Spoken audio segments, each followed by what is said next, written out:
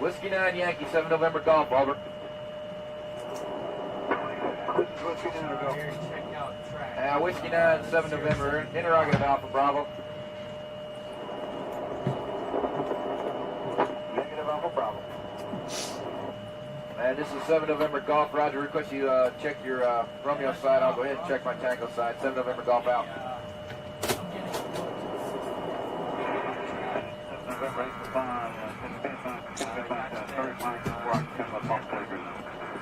And 8 o'clock, 7 November, say again. 7 November, go. I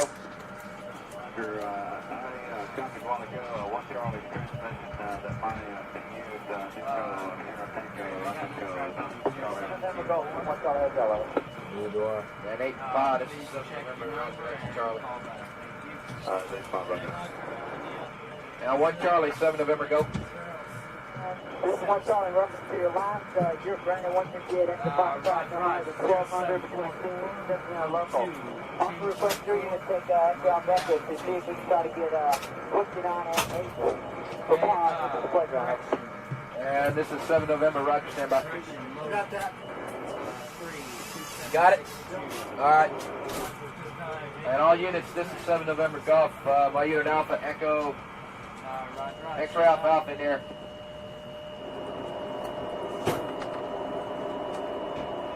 One Charlie, Alpha Bravo. Hey, I never took a dip. I forgot to take a dip. Whiskey 9, 7 November, interrogative Alpha Bravo.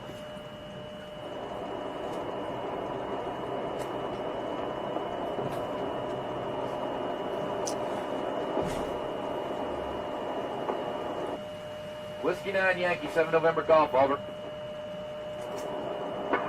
This is Whiskey 9 or go. Whiskey 9, 7 November, interrogative Alpha Bravo. Hey, thanks for making it to the live event. We are streaming this on multiple channels. We have it on the CivDiv, Veterans Daily, David Piatek's VA Housing Education, which is an awesome channel. If you are not subscribed, check that out. And as well, Veterans Info Tap, which is me. So thank you guys so much for making it. This year, Clay and David, has turned out to be chaos. Absolute chaos out there. And you're going to see all kinds of different, I guess, people following up with the things that we seem to be talking about with the idea that it's fear-mongering. Nothing we are saying is a lie. Nothing we are saying is bending the truth. This is all real things that are really happening. It's just, guess what? Now we're actually peeking behind the curtain and seeing what the hell is going on, which we have been in the dark for way too long. I guarantee you that every single veteran out there has felt that they were in the dark until recently. I mean, quite frankly, Clay and David, I'm going to throw this out there. Prior to us really diving in and sharing information on the veteran world when it comes to legislation and all that stuff, it was nobody really talked about it. It was just, this is how you do your claim. That's really all anybody talked about. So I am so glad that together we are working to really inform and educate beyond just the claims process, but everything that's going on within the VA. And that's why we partnered up with David over at VA Housing Education to bring that aspect. Now, for those of you watching, Clay is going to be monitoring the chats for us. It's just easier to have one set of eyes on that so we don't step on each other's toes. So I apologize able to catch what you're doing because I'm relying on Clay's eyes. Thank you, Clay. I appreciate it. So with all of that being said, let's just dive straight into the fact that the House Veterans Affairs Committee just passed out of their committee a bill that effectively charges veterans to pay for other veterans' benefits. So if you're rated less than 70%, well, guess what? You could be on the hook to pay the government money so other veterans can get benefits.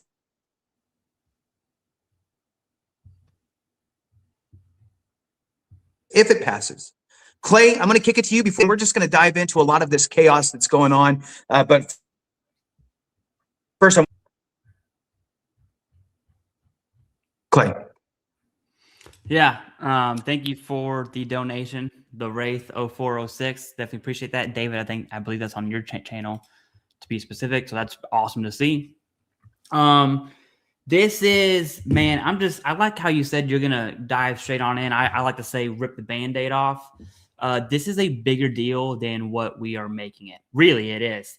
What's happening is Congress, the committee that passes veteran bills, essentially said, we're not passing anything if we can't pay for it. And so it's like, okay, well, how are we going to pay for it? And Congress had a bright idea to say, hey, we are going to fund this veteran benefit on the backs of other veterans. So if you are not disabled enough, you will now pay for another veteran increase. That is a huge issue. And let me just, bring the cat out of the bag here. We're talking about veterans who are in wheelchairs, who are quadriplegics, they can't access. To give you a visual, it's a bunch of Stephen Hawkings rolling around due to their service-connected disabilities. We're not talking about veterans who didn't pass boot camp or who went to Kuwait or who even went to Afghan or Iraq and experienced combat and came back. That's not who we're talking about. We're talking about literally the most disabled of the veteran community. Congress is not able to use taxpayer dollars to fund their increases. They have decided to use veterans who are 70% or lower to fund that increase. And David, I'm going to kick it to you. No one keeps track of VA home loan issues more than you. And what we see with this act that passed, by the way, it passed the markup committee. And technically it was a bipartisan pass there. What we're seeing is mine and Jason's world of VA disability benefits come together and kind of have this like real. You ever see a melted grilled cheese sandwich when you pull it apart and there's that cheese in there? That's what's happening right now. Okay, I don't know why I use that visual I did, but we have our worlds coming together and they're really melting together. So go ahead and explain how veterans are, in the most literal sense, going to lose their VA benefit. Yeah, well, thanks again for having me on. Yeah, this is the crazy part where we have a very positive bill for the most disabled veterans that are out there. And then we have a reduction, or I guess taking away benefits or charging veterans for their VA home loan benefits at a higher rate. So essentially, originally they were going to say that, well, we're going to charge higher VA funding fees across the board.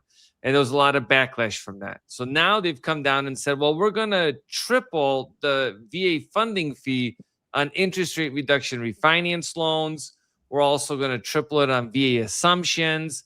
And then, by the way, if you don't have a 80% or higher disability rating, the second time you use the VA home loan, you have to pay the VA funding fee now, which on average, right, if you think about like a, $300,000 or $400,000 home, that's kind of the average. VA funding fees right now are like around $15,000. That's getting added to the loan, and then all of a sudden you're paying interest on that money. So I think it's kind of ridiculous that they're doing that because, I mean, veterans struggle as it is to get into home ownership, and then all of a sudden now we have this additional fee that they have to pay, which wasn't there, which is one of the big benefits of the VA home loan. And I'm always saying that the VA disability normally, like, benefits get worse and VA home loan benefits get better.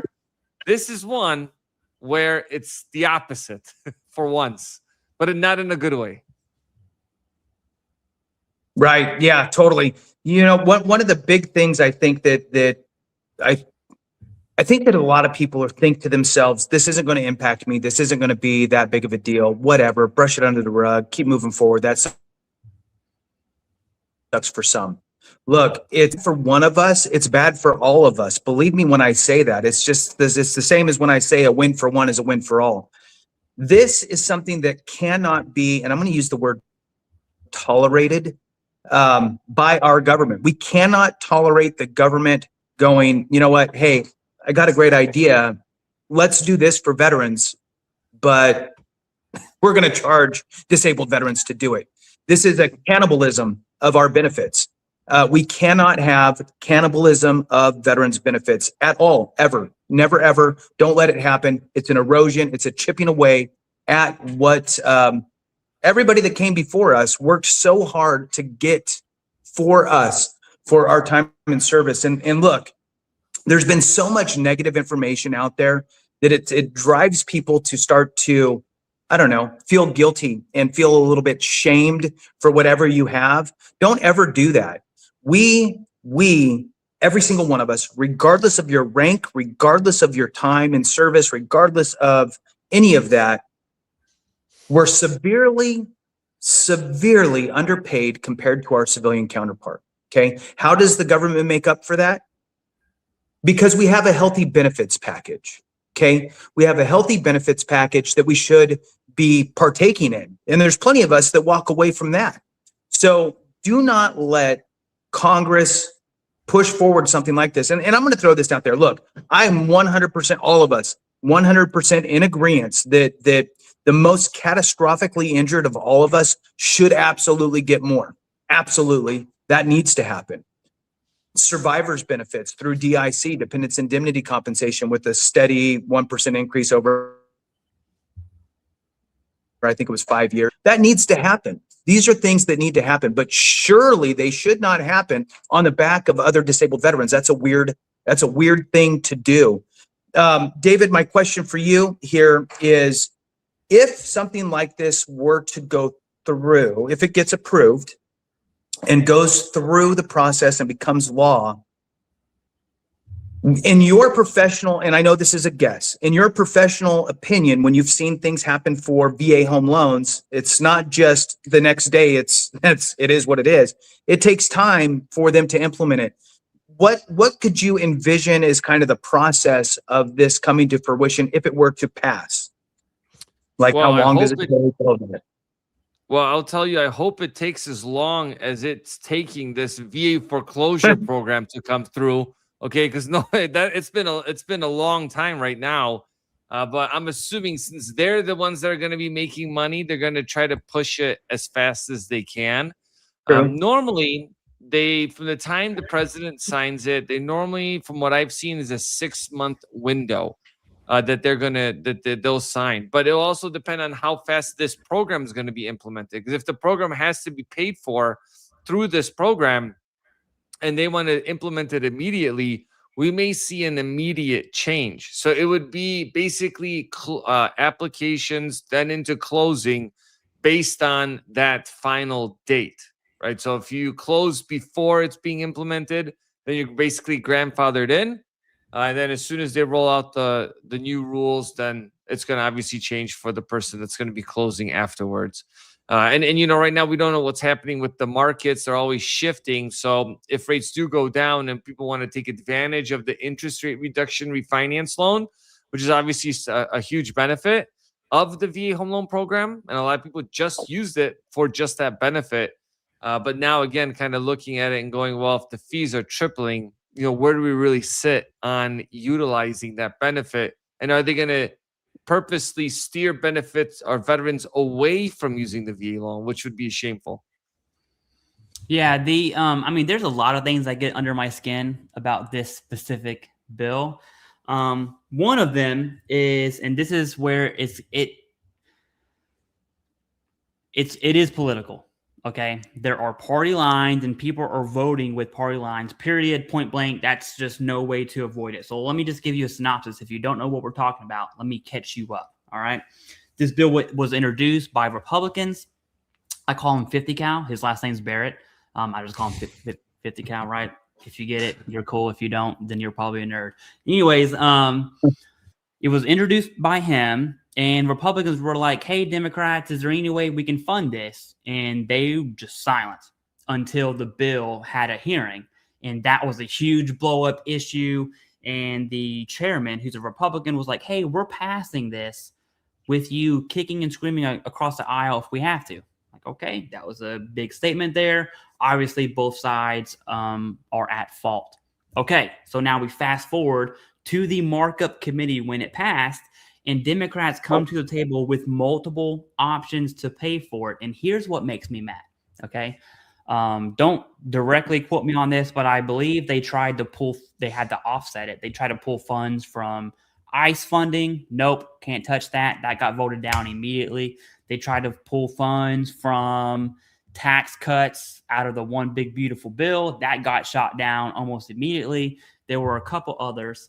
And what it comes down to is, I think it goes back to what I said at first. We're not talking about increases for veterans who failed out of boot camp, right? Or deployed to Okinawa, in 2005, whatever. Or even veterans who went to combat, did everything, and came back unharmed. We're talking about the most disabled of our veteran community. And so if we can't use taxpayer dollars for their increases, what can we use taxpayer dollars for, right? That, I think, is the underlying issue when it comes to the committee saying we're not passing anything if we can't fund it. And that is probably the biggest slap in the face. And if you aren't picking up what I'm putting down, let me say it like this. If Congress can't take care of the most disabled veteran community, what in the world do you think they're going to do for the average Joe, myself, Jason, David? We're average Joes on here. Everyone watching this, you're average Joe, average Jane. You signed the dotted line. You did your service. Hopefully it was honorable. You got out. That's the big underlying issue here, not to kind of take that down a rabbit hole, but it is a much bigger deal than we're making it. And I love the word that you said, Jason. You said we can't tolerate it. That's exactly what we're doing. And the sad thing is, this bill passed committee. It is highly likely to pass the House of Representatives and on to the Senate. Why do I say that? Every single Republican voted yes to this, and it had one Democratic vote who voted outside of party lines, by the way. I'm sure he's getting slapped in the face right now. It was Pappas, I believe. And so now we have a bill with bipartisan support coming out of the experts of Veteran Affairs Committee going to the House. If I'm voting yes, right? Plain and simple. Right.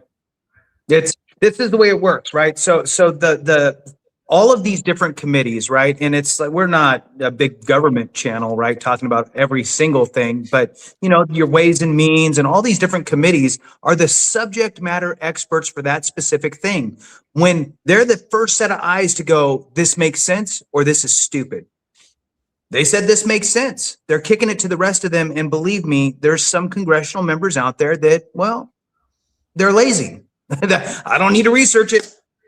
The HVAC already did the research for me. They said it's good to go. So we're just going to say yes and call it a day. So and I say lazy. Okay, look, I'll be a little nicer about it. There's so much going on in the federal government. No congressperson, congressional member knows every single piece of legislation that's moving on thoroughly. They don't. They get little snippets. They get little blurbs. They get a little bit of information on it. They get a little brief maybe. So this is a very, very crucial moment for this. And if anything at all, it should just rub you the wrong way that veterans benefits are being essentially reduced to pay for other veterans benefits. That should be a no-go all day long. But if we sit on, nothing will happen. The problem is, I think that we are almost subconsciously trained to stay away from the flagpole. Don't, just kind of deal with whatever comes, adapt and overcome. All of these little nuancy things that have been embedded into us really limit our ability with our VA disability claims. They limit our ability with lobbying for ourselves. They limit our ability to really voice our concerns. We just take it and we move forward and we go, it's fine, dust it off, take some Motrin, change our socks and drink water. So we can't do that. There are so many, I say this all the time and I feel like I'm a little bit of a broken record, so I'm sorry, but I feel like there's a lot of individual groups out there in the United States that have their own issues that they want to champion, and they go do that. And we don't. We just sit and take it. We need to And I'm not saying you need to go, get a bunch of flags and, go do crazy things. No, all I'm saying is pick up the phone, call your congressional members off. Do you even know where your congressional member's district office is? It could be right next to your post office. There's a bunch of staffers in there. You open up the door, you walk in, they go, "Hi, how can I help you?" And you go, "Hey, I'm veteran so-and-so. And guess what? I hate this bill. Can you let the congressperson know?" Sure. Make a little note, right? One person doing it, not a big deal. If we had 100 people, I'm telling you, at the district level, and this is the truth, at the district level, it's the same 12 people that keep going to the congressman's office and saying, "Oh, I worry about this, or I want this, or I worry about that, or I want this." It's the same people over and over, just kind of showing up. We need to be some of those same people showing up consistently with a bunch of us. If you don't want to show up in person, then write them a letter, mail it. You don't want to write a letter and mail it, send them an email it. You don't want to write an email, call after hours and leave a voicemail. There are plenty of ways to do it that's super easy, right? And do it at 8 o'clock at night when you're pissed off talking about this. Call then and tell your buddy to do it too, and tell your spouse to do it, and tell somebody else to do it. This is how we're actually going to stop this from happening. And when we stop them with this one, it'll make them think before they do something like this again, because there's pushback. If we don't push back, I feel like I'm beating a dead horse. Somebody step in. Can't hear you though. Whoopsie. I'm going to share my screen, kind of what we're talking about, and then I'm going to kick it over to David.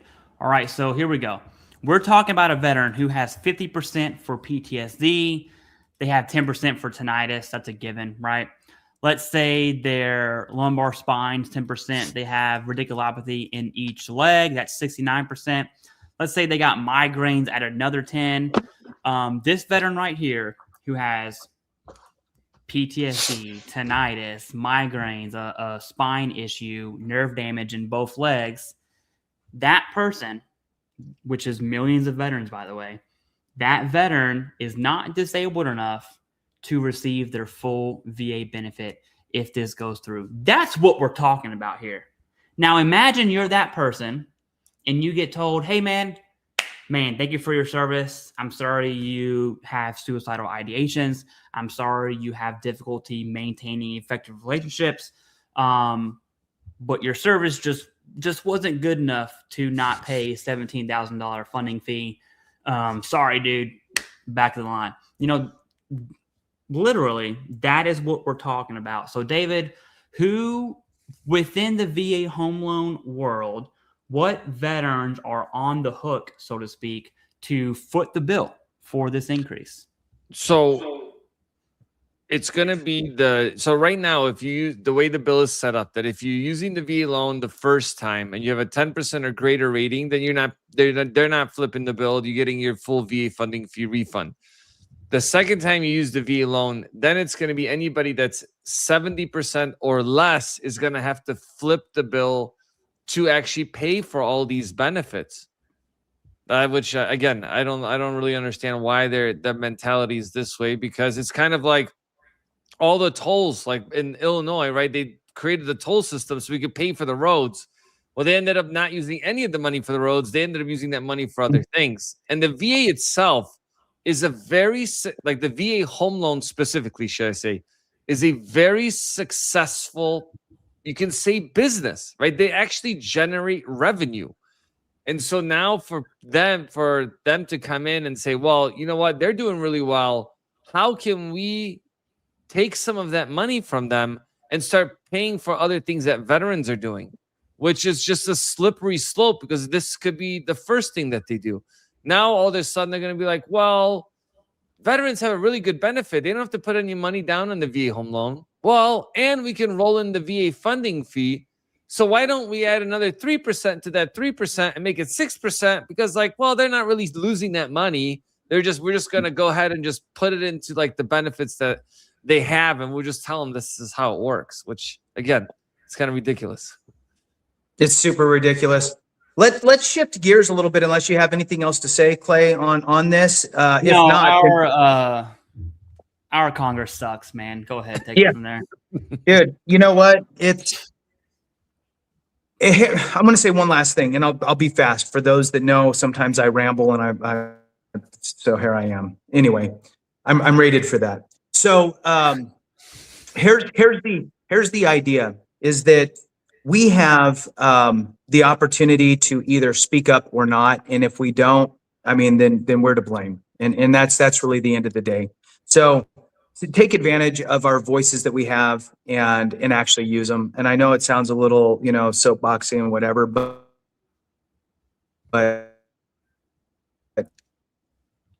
I think because if something like this goes through, forget our congressional members work for us. I know it doesn't seem that way, but they're supposed to, and it should be reflected by our votes. So if they think, oh my God, I got 1,000 emails in my email box in my district, that's a big deal, right? Because remember, there's 12 people that keep showing up. So if all of a sudden there's 1,000 people saying something, they're going to assume, okay, not only are they mad, but their spouse is mad, their kids are mad, everybody's mad. They're going to not vote for me. That's all they care about. So, all right, let's shift gears, Clay. Let's talk about something that is near and dear to your heart, and that's the Code of Federal Regulations, which is near and dear to mine as well. For those that don't know, I was an accredited representative for the VA. I was a veteran service officer, ran a team, all of that stuff. Code of Federal Regulations is a big fat book with really tiny print, and it is put. If you ever look at the Code of Federal the real Code of Federal Regulations, the book, it is in no order, and it is so hard to navigate. I mean, I had so many tabs and written things all over it. The ECFR, though, Control F is your friend. So in any case, the VA has decided to completely ignore a ruling by the U.S. Court of Appeals for Veterans Claims, completely ignore it. And this was a big deal because it was ruling in the favor of veterans. And there is some direct quotes that I want to share, but I'm gonna let you talk about it a little bit. We'll get a little input from David, and then I want to share a couple things that really make me so angry, for lack of a better way. Clay, talk about the CFR and what happened. Man, I have so much to say. There's never been a single topic where I'm probably on video 8 or 9 on the same topic because there's so many different branches of this. Let me start by saying this. Your VA rating is safe, okay? The people who are saying the VA is going to come after your rating if you're on medication, that is objectively incorrect. It can't be more incorrect, okay? The VA has always done business the exact same. So let me give you an example. My 50% migraine rating, I was on, and I'm still on hardcore medication. I'm on a preventative every single night. Every single day, I do a treatment 4 times a day. And then on top of that, I have a rescue medication. I was rated at 50 with that medication regimen years ago. Okay? Now, why does that matter? Because the VA has always done business. So the rating that you have right now, you were rated within the new change of 4.10. It's not really a new change. It's more of like a clarifying change. Now, there is reason, I'm going to ramble here just so you know. There is reason to be upset. But VA ratings or reductions or reevaluations is not one of them.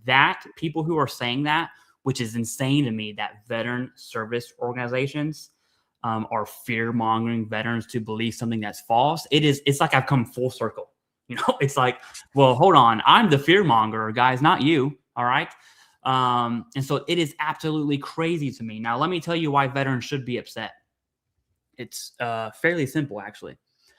You should be upset because the VA did 2 things, all right? One, they directly interpreted 4.10 and put that verbiage in there without consulting anyone, and they did it like that.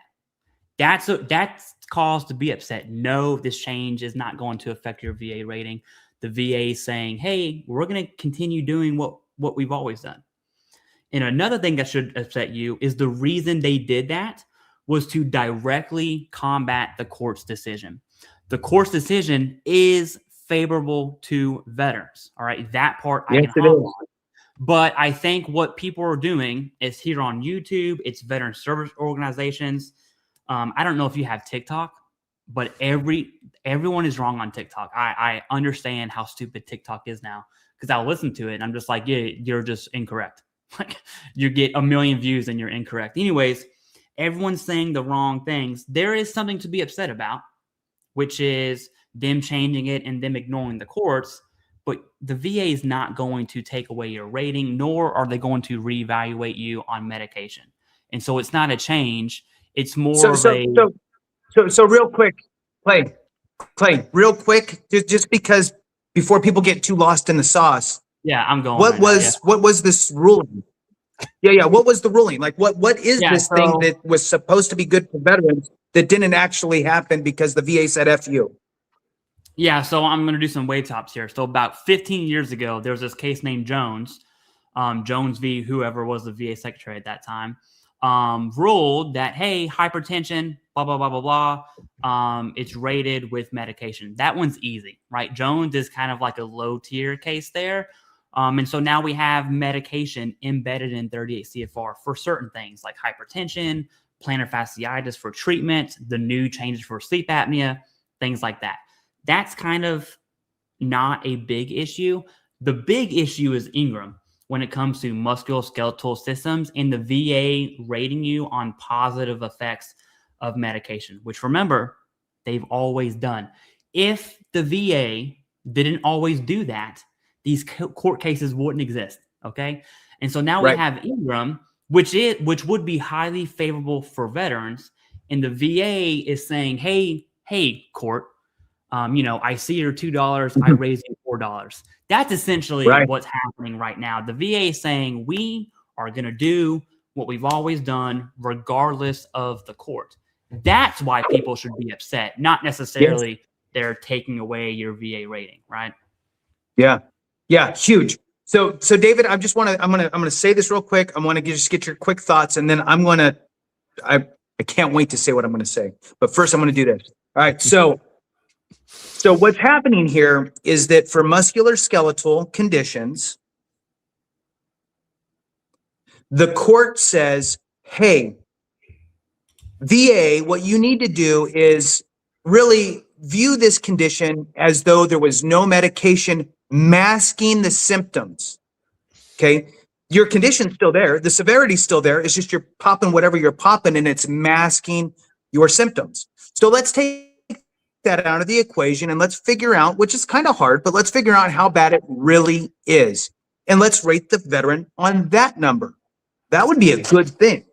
But instead, the VA says, no, take your meds, be a good veteran, take your meds, and we're going to rate you at however you're feeling. So if you go get a nice little morphine drip and walk in, you're feeling great. Well, maybe you can't work because you're on morphine, but you get the point, right? So what are your thoughts on the VA ignoring this? And I just want to hear it from your perspective, hearing this maybe for the first or second time. Yeah, this is the crazy thing. I think has an impact on veterans stopping to get treatment because of hearing of this. Right? I think that's the biggest issue because, I heard this before. They were actually you guys' videos, and the first thing I thought of is that, well, now we have people that need treatment. Now are going to stop to seek treatment, but if the only treatment they have is at the VA. And now they're not getting the correct information like we're telling people, that has an even bigger impact on folks' lives, right? Because now before they taking pain medication so they can walk. Now they're not doing it. They're getting migraines. Now all of a sudden it's causing all these other issues for the veteran community that wasn't there. So they're just compounding that. That's my 2 cents on that. Yeah, no, you nailed it. I find myself in a really weird situation where And I'm sure Jason is similar. We will bash the VA when they are wrong. We have done it during the Biden administration with McDonough. I cannot tell you how many shameful videos I made on McDonough. It kind of makes me happy, to be honest with you. Right. And when admin switch, when the VA does bad, we're going to cover that. The crazy part here is it is a complete 180 where there is cause to be mad at the change, but it's not the fear mongering. Exactly how David just interpreted that. That is how veterans are receiving it. They see a post from the DAV, which, oh my gosh, if I could just shake the DAVs by their faces right now for saying millions of veterans are going to reduce their disability. I'm just like, oh my goodness, you can't say that. The reason why is exactly what David just said. Man, that naproxen painkiller I'm on, I'm going to stop taking it. You know, that sumatriptan or erythrotriptan or whatever the case may be, I'm going to stop taking it. My blood pressure medication, which by the way, you will die. I'm going to stop taking it. Yeah. Never suggested. Yeah.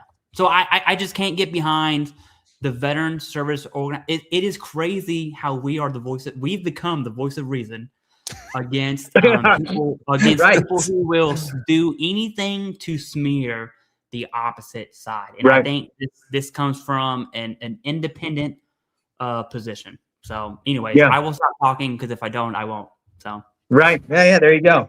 So here's what really drives. So one, from the practical level and really the most important is veteran health, right? Veteran health and well-being should be the tip of the spear for all of this.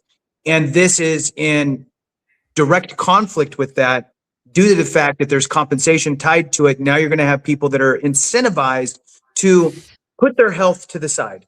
That's exactly what you were just saying, David. And I agree with you. And I know Clay agrees with you because he said the same thing before in the past as well, that this is a dangerous, slippery slope that we're on, which is not advantageous for veterans. Now, let me get to the point that I was so excited to share finally. Thank you, guys. So, okay, now that everybody knows what this is, I'm going to read to you directly from the Federal Register what the VA's position is on why they're against it. Okay, why they're against it. There's 4 main reasons on why they're against it and why they needed to implement this without basically expedited version of implementing this change to the 38 CFR and not allowing public comments prior to inception. So let's talk about this. I'm going to read this. I'm so excited. All right. So it says here, specifically, if VA does not issue this interim final rule, the erroneous interpretation announced by Ingram will, and then it's got 4 things. So number 1, they're trying to discredit the courts. Number 1, let's discredit the courts so that way we can position ourselves and we're doing the right thing. Okay. So number 1, I already disagree with that. So here we go with number 1. This is why. So it will generate considerable administrative costs. Okay. That's a stupid reason. That's not even a reason.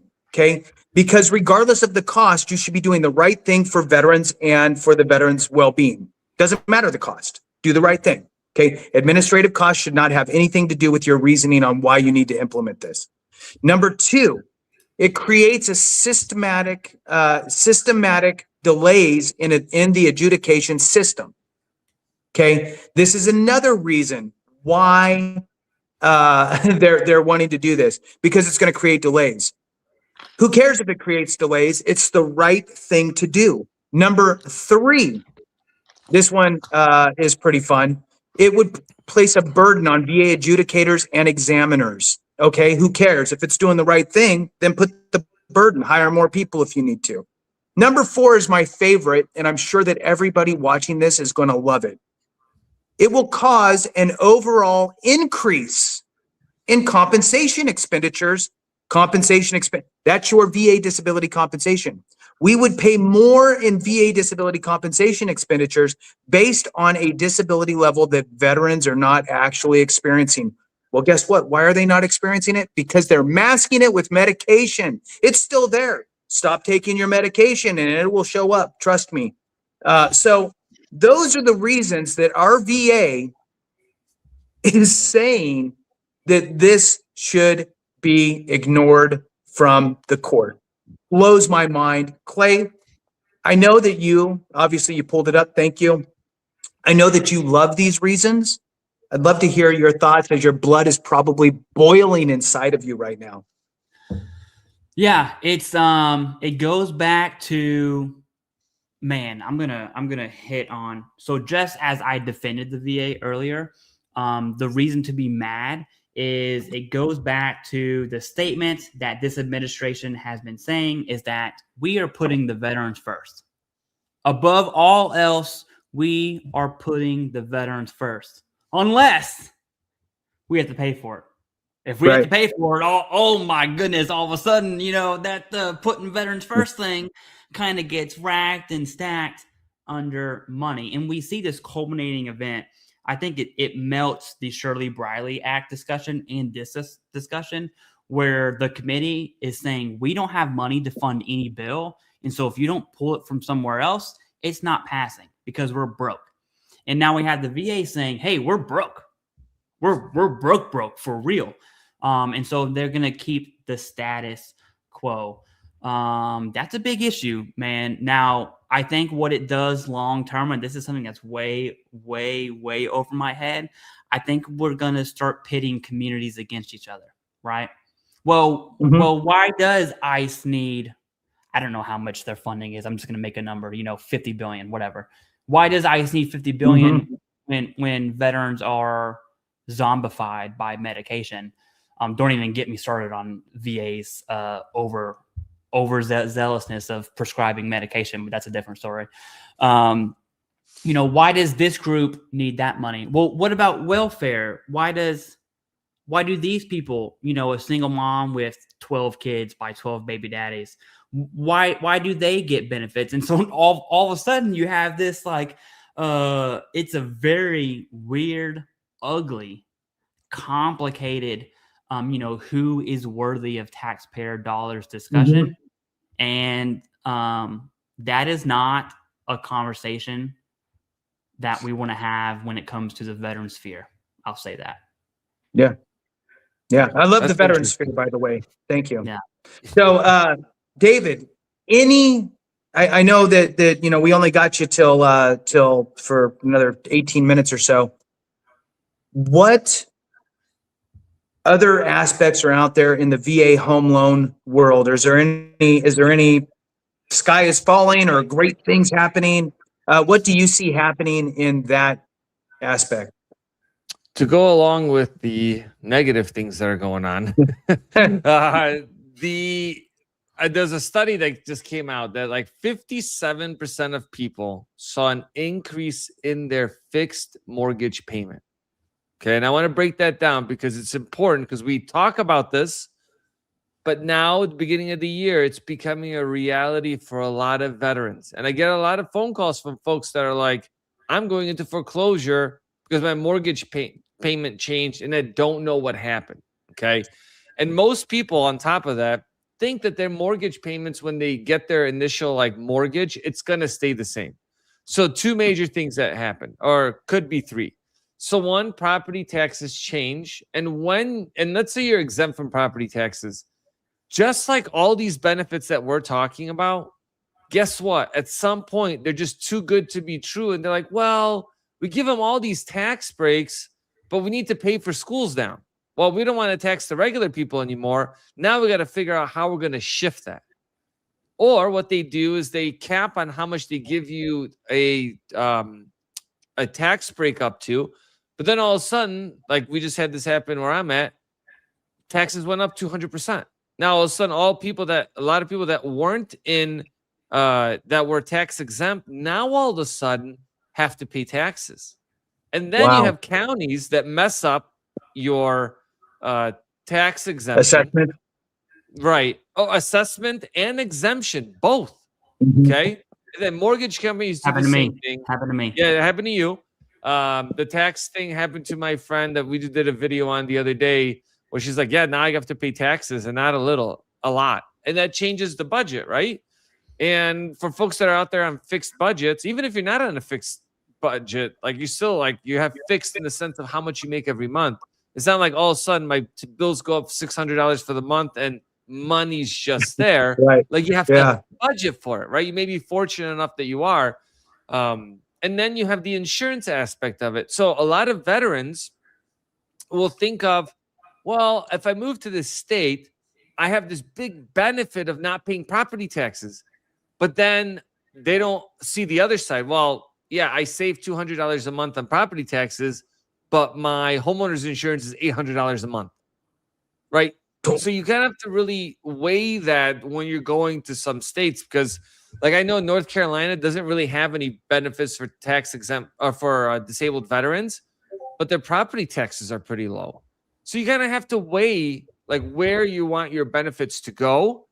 And how far you want them to go, and also policy changes that are happening within those states. Because again, some states are reducing benefits, others are trying to gain more veterans because now they have veterans that are spending more money in the economy because they have that fixed income, right? So again, it's kind of a positive piece to that. So yeah, when 57% of people in the study saw their mortgage payments increase, it's worth noting because you should still be checking every time a tax bill is due. Did my assessment change? Do I have to pay property taxes now? Hey, mortgage company, it's my annual insurance premium is due now. Check your insurance premium, because if it went up double or 3 times, guess what's going to happen to your mortgage payment? It's going to go up a lot. Right. Yeah. Yeah, no, good points. And sometimes what will happen is you make a great point too. Looking at that information and not just going, okay, it's going to get paid, I don't need to look at it. Actually look at it, review it, look for changes, because oftentimes the mortgage company will pay it even if you don't have enough money in your escrow account. They'll go ahead and pay it, creating a negative in your escrow account, then readjusting your figures to help make that money back. And so in some cases, they might even front load it a little more to get it back to flush. They will. Yeah. So you want to make sure that you're having those conversations. Man, that's so much going on. The other thing that the folks really need to think about too is really you can't rely on COLA increases to help. Well, I'll get a COLA, right? There's 2 things I want to throw out here. One is from the state perspective. Every state, like you said, has a whole array, a menu, if you will, of veteran benefits. Some states are stronger in some areas than others, and vice versa. Here's the reality. The states offer, this is the way I like to look at it, the states offer veteran benefits from their state Department of Veterans Affairs, or whatever they call it. Sometimes they're merged with their quote unquote military department, which kind of facilitates their National Guards. They offer you these benefits because, one, they want to retain veterans in the state, and they also want to try to attract other veterans. Why? Because we're a positive attribute to the state's ecosystem. Oftentimes, we don't qualify for other sorts of benefits in the state level for low or no income situations. The VA, you can get VA pension for low, no income situations. We have VA disability compensation. We have free medical. We have all of these different things that all kind of come with us. And not only that, for those that don't know, the massive amount of money that comes into the states, I'll just use the big 3, California, Texas, Florida, over $30 billion per year in VA disability compensation alone. Now, granted, it's not taxed, but the states know, well, you're spending it in the state. So you're being taxed in the state, spending it, depending on what state you're in, right? Sales tax, all these different things. So you're a positive attribute to the state. So that's one thing. So you can leverage that if you work with your whoever, right? Your lobbying bodies to try to get new state benefits. So try to get new state benefits if your state is lacking. The other is, and this is so important, I think, and Clay, I want to kick it to you after I say this because I want your kind of thought on this. I truly believe that veteran benefits in general, disability compensation, is not getting any easier to obtain at what we would consider the appropriate ratings. I think it's going to get harder and harder, and screws are tightening and whatever. I see you coming on board with my mental health assessment, but okay. Yeah. So right, except for that one. So the idea though is that, look, if somebody's not properly rated today, if you are not properly rated, if you don't have all of your direct service connections in place, you're not at the right level on everything, you don't have your secondaries in place, maybe there's a room for an increase, whatever, right? If you can't say, yeah, I'm dialed in with everything, then they should absolutely be having a conversation with somebody, an accredited representative that's capable, competent, whatever. Try to find one. Great. I'm going to throw this out there though. Don't go to a claim shark that's going to charge you 5 or 6 times. Okay. If you can't find a free resource that's capable, competent, knowledgeable, then reach out to us. We'll do a free review. Okay. We'll do a free review of your situation and let you know if we think there's something there. I say this because it is so important to act now, in my opinion, because again, it's not going to get any easier. And I'm going to throw this one last piece out there, Clay, that I think that when it comes to all of this, it's important to understand that this is probably the biggest life-changing catalyst for most of us, probably 95% of us. VA disability compensation is the most life-changing catalyst for all of us. And we need to treat it that way and work with somebody who is knowledgeable. Being accredited, and look, I was accredited veteran service officer, ran a team of accredited reps, all that stuff. Being accredited does not equate to being knowledgeable. Okay. It's pretty easy to go get accredited. It's not rocket science. They teach you a few forms. They so you can understand the process a little bit. Vanilla claims, super easy things. Sure. Knowledge comes with repetition and the consistency of talking with a vast array of different people and situations and all of that. So just make sure that you're working with, I don't care who you go to, right? Ideally, you go find somebody who's super solid, free, accredited, go. If you can't, reach out to us. Clay, your thoughts? Yeah, VA disability. I mean, I don't want to be a conspiracy theorist, okay? But this whole we're broke thing, it's really becoming a reality.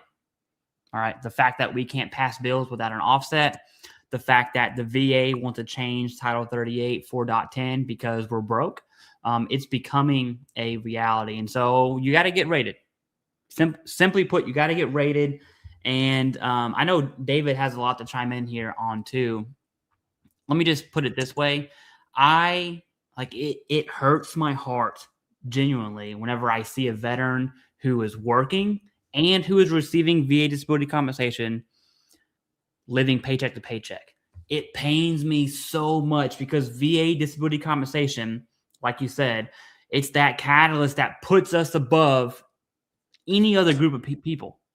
Any other group, even if you're, let's just say 80%, right? And I don't know how much it is off the top of my head. I'm just going to say $1,800. I'm pretty sure it's like $2,000 or something. Let's just say you're 80%. Every single month, that money can be used to pay down debt, to pay down whatever the case may be, to get you ahead of the race. And so when you contact someone like David and you want to buy a home above your peers, right? Let me just give you, my younger sister, I think is like 22 or 23. I don't know. I feel like I should know that. She's early 20s. Okay.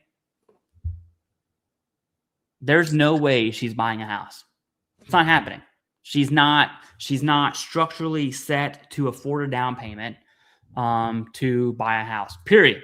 She's going to be renting probably for the rest of her life. A lot of that has to deal with a bad decision that she's made because she's an absolute idiot. She doesn't watch these streams, don't worry, right? But then you take the same veteran who's 22, 23, 24, did their 4 years, served honorably, got rated. Let's just say they're 50%. Okay, not even give them a crazy rating. That is free healthcare. They had the VA home loan. They're able to buy a home above their peers, which in that case is my sister. There's absolute cause to be rated. And when you find out that I think it's 12 million veterans, give or take, don't have a relationship with the VA at all, meaning healthcare and disability benefits. They're not rated completely, not even zero. They're just nothing, you know? In Marine Corps boot camp, you have to screen the ditties for each rank, you know? And whenever you say private, they wear nothing because they are nothing, sir, right? 12 million veterans aren't rated at all. Zero, complete, not even zero. It's just nothing. And there's a ton of benefits on the table for that. David, my transitioning question to you, and to kind of wrap up this whole conversation, have you ever had a veteran reach out to you that just didn't know about the VA home loan, or they didn't know about disability benefits, or they just didn't know what was right in front of their face that they could take advantage of? It still happens all the time. Yeah. Almost every day, where either someone will reach out because they told them like, hey, why don't you use your VA loan benefits? And there's a lot of misconceptions, right? They'll be like, well, I didn't even know this, like I had these benefits. I thought they expired. Or they're like, well, I wanted to go back to school because I wanted to change career fields. I mean, I served in the military and I really don't know what I have. And I'm like, wait a second, you have all these GI benefits that you can use. And to point something out, Clay, that you mentioned, the youngest veteran I helped was 19 years old, buy a house in the Guard. And this person, does that count though? That's a joke. That's a Guard joke. My bad. Yeah, it is. But they at least they deployed, and they were able to use their VA loan, and they were already working since they were 16. And then sometimes you have folks that, you know, have been on this earth for 40, 50, 60 years, and they've never owned a home. And a lot of times it has to do with budget, lifestyle. It's just that simple, right? If you budget well, you have good credit. Good credit equals the most favorable financing terms. So you have somebody that struggles to make payments, but then now they have a 20% interest, 20% car loan. And then you have somebody that doesn't make a lot of money, but they budget really well. They have really good credit. And now they have a 3% loan on their car. You know, the payment difference is hundreds of dollars. So the quote of the rich get richer, you need to take control of that. And especially if you have VA disability compensation and you're working another job, this should be money that you're using to offset a portion of that. Some veterans will use VA disability just to be like, well, my mortgage payment's not going to be more than my VA disability because at least I know I can always keep my home if something goes wrong, which is like a good mindset. But everyone's got different ones, right? Sometimes they'll say, well, just my VA disability income is just extra money. For folks that are older, it's like, well, I have my VA disability and I have my Social Security income. I can budget on that. But it goes back to your budget can change because of different things that are happening with bills. What if you get a reduction? What if you stop taking your medication because you're scared that you go into the VA? Now you could potentially lose your life because of something as crazy as that. So it kind of all ties in together. And I think that's kind of the theme in today, because both of our worlds collided for this video. And I think we're going to see more of that, because if they're making us pay for our own benefits, now what happens, like you mentioned, well, if you're on welfare, who are they going to tag? Like, are they going to have to start doing car washes to raise money? So like you got to start doing work. Like, so I would pay Latrell money to see him with the shirt off, holding up a sign with like soap suds running down his belly, you know, saying car wash here. All I'm saying, but Latrell, Takano, Boss, all of them. Let's make it happen.